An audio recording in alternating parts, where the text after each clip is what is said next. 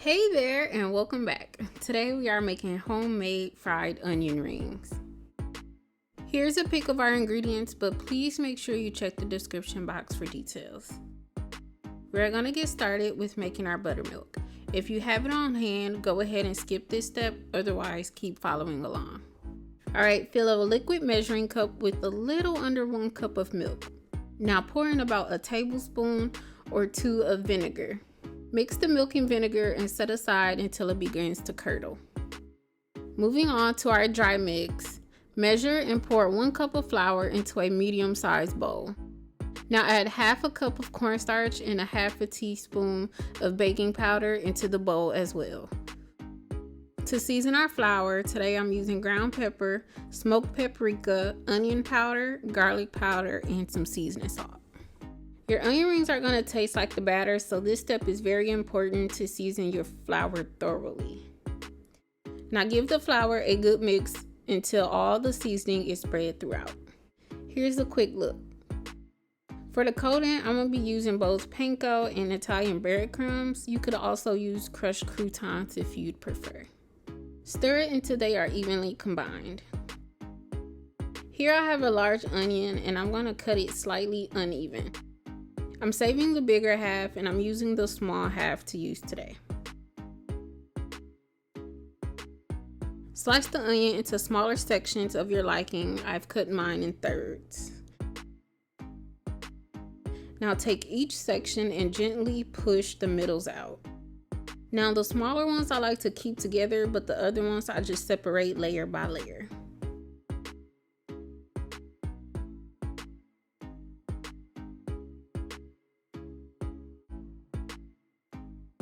Make sure you go in and double check the onion layers. There could be 2 sticking together.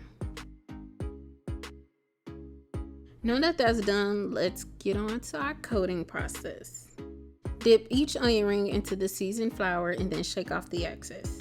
This step is optional, but I find that it helps the wet batter stick to the onion more. All it needs is a thin coating, nothing too thick or heavy.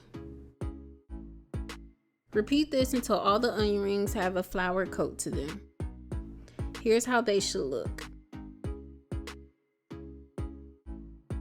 Now to make our wet batter, crack 1 egg into a small bowl and give it a nice whisk until it's scrambled, then pour it into the flour mix.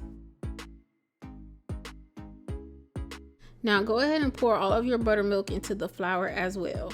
Using a spatula or spoon, stir your mix until everything is fully incorporated. This will take a few minutes to ensure that you get all the flour from the bottom and around the sides of the bowl. You want your batter to be slightly thicker than pancake mix, and it shouldn't have any clumps or lumps left either. Before we start the next step, start preheating your oil on medium heat. Alright, take one of your onion rings and dredge it into the batter, making sure all the onion is fully coated.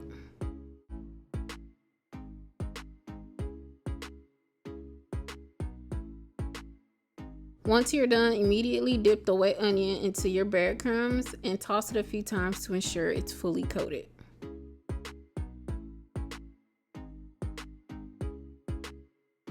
Set it down gently, then begin the next one. Here's a few more examples. Again, dip the onion in the wet batter, making sure all the sides are covered. Then immediately place it to the breadcrumbs, making sure you apply some pressure to ensure the crumbs stick to the batter mix. Toss the coat a few times, then gently place back on your board. Here's how they look once fully coated.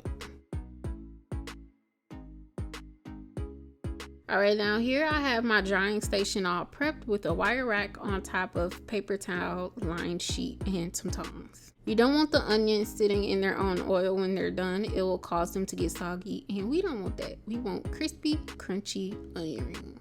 So here's my onion rings, and I'm going to carefully place them in the oil a few at a time. Make sure you don't overcrowd the skillet, as this will cause the temp of the oil to greatly decrease, then make the onion absorb more oil than needed. It's okay if you have to do multiple batches. Cook for about 3 minutes until they're nice and golden brown.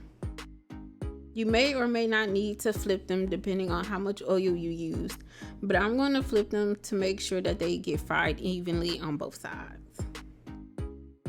After another 3 minutes or so, I'm going to remove them and place them on the wire rack to drain and cool.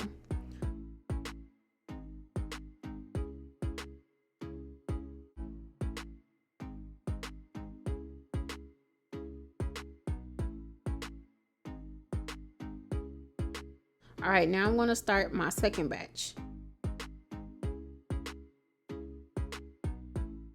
Again, cook for 3 minutes or until golden brown.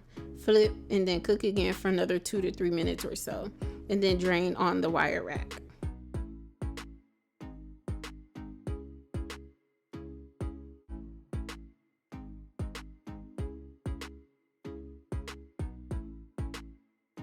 And you're pretty much all done here.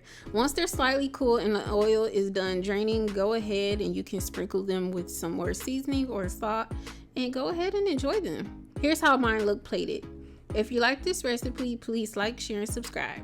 Thanks for watching, and I'll see you for the next video.